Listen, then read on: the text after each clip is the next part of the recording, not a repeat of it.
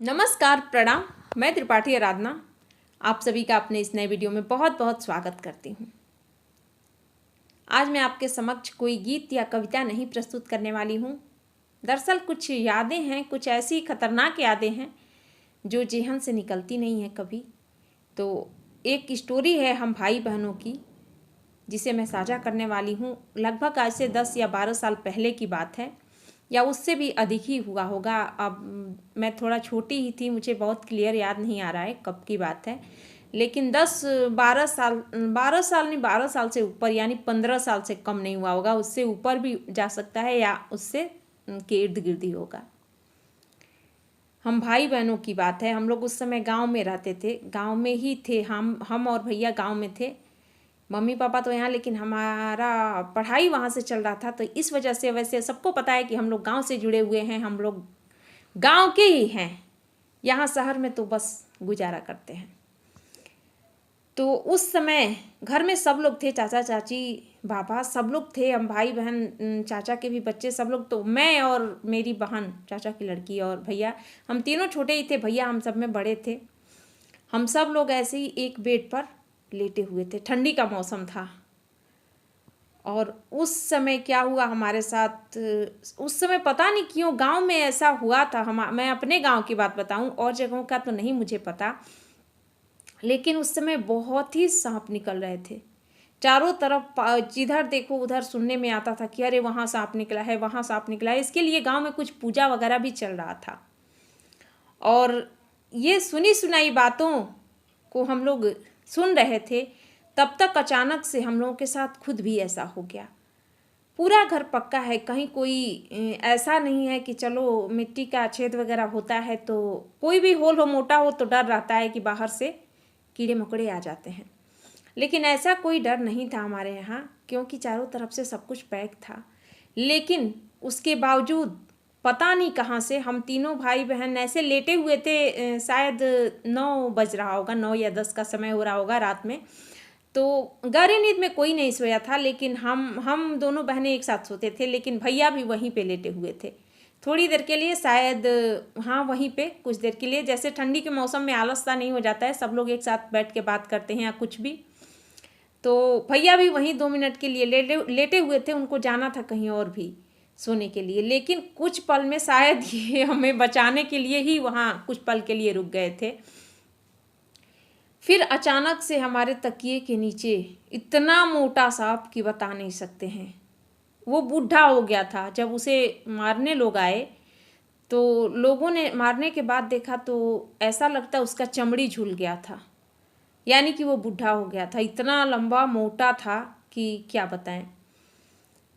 अचानक से जब हम दोनों बच्चे ही थे, दोनों बहनें ऐसे लेटे हुए थे बेड पे, तकिया के नीचे, कुछ पता नहीं चल रहा था। और मोटा गद्दा उसके साथ भी कुछ पता नहीं चल रहा था। शायद हमारे सर का लोड उसके ऊपर बहुत अधिक प्रभाव नहीं डाल रहा था। फिर उसकी कोई सुगबुगाहट नहीं थी। और सब कुछ होते हुए कहाँ किसी का ध्यान जाता है कि तकिया और बिस्तर के नीचे क्या है, जब बेड पे लगा हुआ है। तो अगर नीचे हम सोएं तो 1 मिनट के लिए ध्यान देते हैं इन चीज़ों का।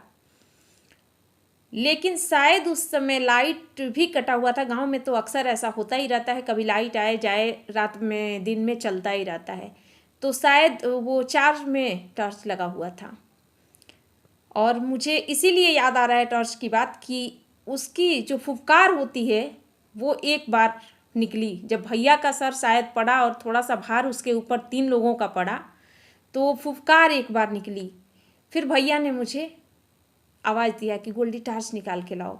मैं, मतलब ठंडी के मौसम में हर किसी को ये डर रहता है कि चाहे थोड़ा सा आलस हर कोई कर लेता है, अरे यार कौन जाएगा, मैं नहीं जाऊंगी। तो मैं भी बच्ची थी उस समय, इतना ज़्यादा शायद मैं उनकी बात को काटती गई, ये सोच के कि बचपन में भाई बहन ने तो एक दूसरे को सताना, कहना, चिढ़ाना होता ही रहता है। कुछ ऐसा ही सोच के मैंने मना कर दिया, नहीं मैं नहीं लाने वाली, खुद जाके ले लीजिए।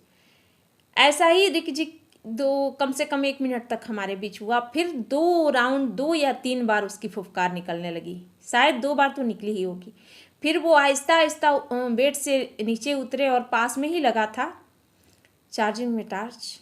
तो उस समय शायद उसी टॉर्च का, अब इस समय तो अब दुर्लभ हो गया है, देखने को भी कम ही मिलता है टॉर्च, क्योंकि हर घर में इन्वर्टर वगैरह भी उस समय नहीं था ज़्यादा। ये 15 साल से ऊपर की पहले की बात है शायद।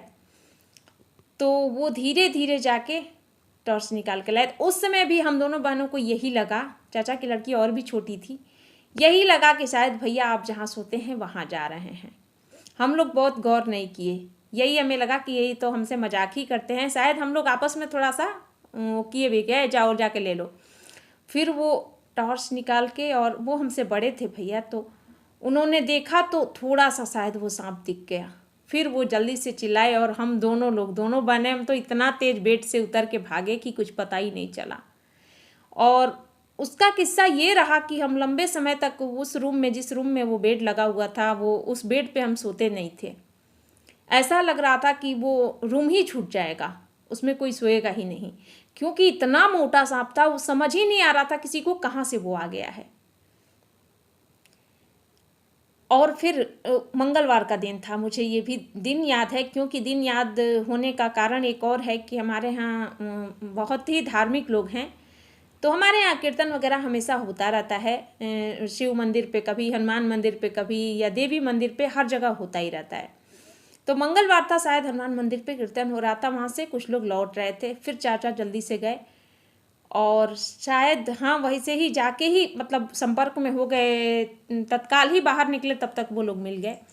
फिर 8-10 लोग आए, और उस समय उस सांप को, उस समय भी वो पता नहीं इतना बुरा था, उसे चला नहीं जा रहा था उससे, लेकिन फिर भी वो हमारे रजाई के कवर में पता नहीं कैसे सरक के चला गया। और जबकि उसके ऊपर 2-3 टॉर्च हम लोग जला के छोड़े थे, फिर भी पता नहीं कैसे कैसे भी कर करके उसको, कई सारा ये भाला वगैरह था, पता नहीं जो जिन जिन चीज़ों से उसको मारते हैं वो सारी चीज़ें उपलब्ध थी हमारे घर में भी, और फिर सब लोग लाए भी और उसको कैसे भी मार दिए। लेकिन ये सिलसिला हो गया था कि लंबे समय तक हम उस घर में सोने नहीं जा रहे थे, और ये इतना डर, उस समय मेरे साथ बहुत सारी, कई सारी घटनाएं, तो मेरे स्पेशली मेरे साथ तो कई सारी घटनाएं घटी थी, और वो उस स्टोरी को अभी भी याद करते हैं तो अंदर से एकदम डर सा हो जाता है। और फाइनली यही हुआ कि उसको मारने के बाद तो सुबह तक उसको छोड़े थे कहीं, जहाँ बहुत लोग देखने, गांव के तो जो भी गांव में सुनता था सबको ये, वैसे तो नॉर्मली किसी के आंगन में, किसी के दरवाजे के बाहर सांप वाप निकलना ये तो आम चीज़ें हैं, ये तो बरसात में या सर्दी में निकल ही जाते हैं, ये तो ज़्यादातर सुनने में आता है। लेकिन तकिया के सिरहाने वो पहली बार ही सुनने में आ रहा था, वो भी उतना मोटा सांप। और गांव में तो जैसे ये लग रहा था दूसरे दिन से ज़्यादातर लोग बाहर आके एक स्टोरी के तौर पे सुनना चाह रहे थे, अरे कैसे ये सुनने में आया, कैसे ये सुनने में आया। और हमारी बात तो, हम तो इतना डर गए थे हम तीनों, कि मैं तो स्पेशली मैं बहुत ज़्यादा डर गई थी, कि मैं तो जब भी उस रूम में सोने की बात होती थी मैं पहले ही भाग जाती थी। लेकिन हाँ, लंबे समय बाद फिर धीरे धीरे उस चीज़ को आदत डालने लगे, और फिर उसके बाद से अब तो ऐसी आदत हो गई है कि अब कोई भी अंधेरा कमरा हो तो उसमें हम सोने जाते हैं, तो हमारी तब की ही आदत मेरी लगी हुई है ना, तो मैं सबसे पहले तकिया हटा के देखती हूँ। मुझे अच्छी तरह पता है कि 24 घंटा लाइट रहे ना रहे तो इन्वर्टर है, चारों तरफ उजाला है, फिर भी ये आदत ऐसी बन गई है कि तकिया एक बार हटा के ज़रूर देखते हैं। तो यही रही मेरी स्टोरी। देखिए मेरा वीडियो काफ़ी लंबा हो रहा है, तो मैं अब इससे ज़्यादा कुछ नहीं सुनाऊंगी, लेकिन ये ज़रूर आप लोग सुने भी होंगे, जो हमारे गांव के लोग मुझे सुन रहे होंगे तो उनको सबको ये स्टोरी पता होगी। और हमारे लिए तो बहुत ही खतरनाक थी, और उसी समय का, हमारे यहाँ बंदर भी बहुत हैं, तो उस समय की मेरे साथ तो एक नहीं कई सारी घटनाएं घटी थी। सबसे पहले तो सांप से मैंने 1-2 दिन पहले ही सांप का हुआ था, और सांप से तो कैसे भी निपटारा हुआ। उसके कुछ दिन बाद मैं छत पे गई, और छत पे भी मेरे साथ ये क्या घटना घटी कि मेरे यहाँ बंदर बहुत सारे हैं, और उन्हीं बंदरों में पता नहीं कैसे, एक तो इतना वो काटने को दौड़ता है सबको, उसे कटहवा के नाम से ही जानते हैं लोग। पता नहीं कहाँ से वो, मैं किसी से बात कर रही थी छत पे, छत के पीछे पता नहीं कैसे वो कहाँ से आ गया। वो उसने भी मुझे इतना, मतलब ये होता है ना कि वो जैसे खेलने लगते हैं किसी को देख के, बच्चों को देख के, मैं भी छोटी ही थी। तो उस समय मेरी घटना एक ये हुई थी मेरे साथ कि मैं आया, और जब बंदर मेरे पास आया तो उसने झपाटा मारना चाहा, फिर मैं भागती गई। 1-2 राउंड ऐसा चलता रहा। तीसरे राउंड में मैंने किया कि छत से मैं नीचे कूद गई।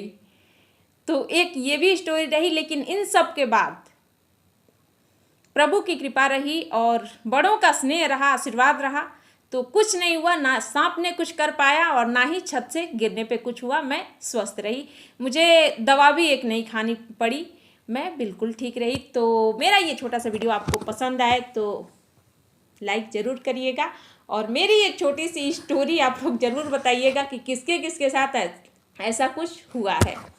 धन्यवाद।